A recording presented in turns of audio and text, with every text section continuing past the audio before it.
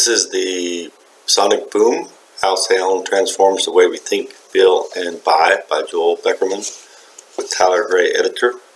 This is my video book review for Marketing 6352, Dr. Nicholas Gerlich. Mr. Beckerman is an award-winning composer and producer for TV. He's the founder of Man-Made Music, a firm that specializes in sonic branding. It encourages the reader to explore sound and businesses to use sound better. But the book takes a look at the hidden power of sound, how people and brands can use sound to inspire, persuade, and even annoy, according to Amazon.com review. It uses a series of examples and experiences to show individuals how they can use sound to transform their surroundings, opening up a new way to tune into the world. Sound is all around us and influences daily. The book encourages people to listen to the sounds around them, how they make them feel, recognize how different sounds make you feel. Eventually, soundscaping your surroundings to help you maintain a balanced life. For business, it shows examples of how a company can use sound to create better environments for workers, for customers, and how they can create not just a jingle, but an anthem to create an image for their customers and hopefully create a sonic boom moment. A sonic boom moment is when sight, sound, and experience come together to create a memory for the customer. He uses many examples in his book, including movies, how soundtracks make or break a movie. It's used to guide the viewer or the listener through the scenes and enhancing their pleasure when done correctly, such as Jaws, Star Wars, etc. It uses an example of Ford and how it soundscaped the new Mustang to emulate the sound of the classic Mustang in the movie Bullitt. It uses Disney in several occasions. Disney is a master of sound, using it in theme parks, not just in the music in the park, such as Tomorrowland, but in between to transition from park to park, between the rides and between the areas, bringing people down to relax and then up again for the next area of the park. The classic example is Chili's sizzling fajitas. You hear the sound and it makes you want one before you ever smell the fajita. This sizzling effect helped create a phenomenon for Chili's.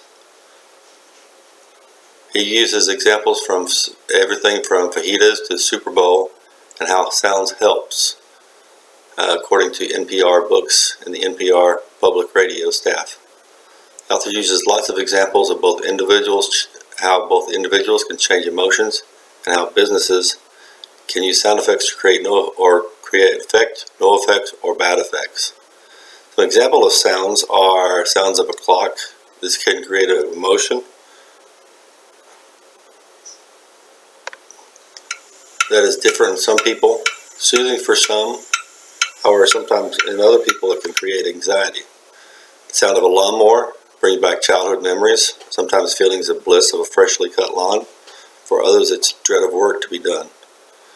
Timer of an oven or a microwave can cause memories, anticipation of food, salivation.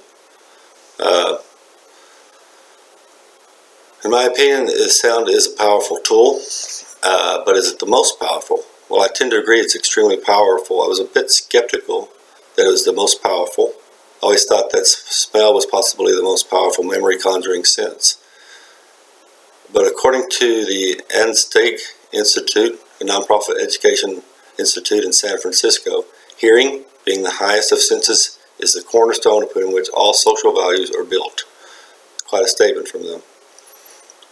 Besides, on a personal basis, he discusses how businesses can use these to influence customers.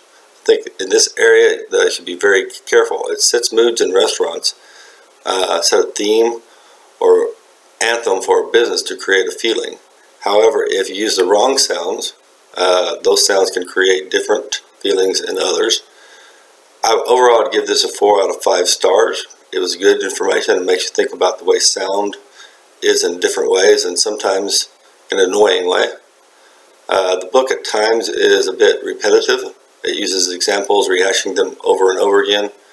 Perhaps it's just a style of writing. Perhaps it's due to the dumbing down of America. but they feel like they have to repeat themselves.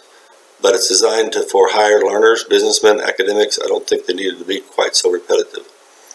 The one thing I felt was missing in the book about sound was a soundtrack. I'd love to have been able to push play on a CD player, a laptop, iPhone, and listen to the examples of sound.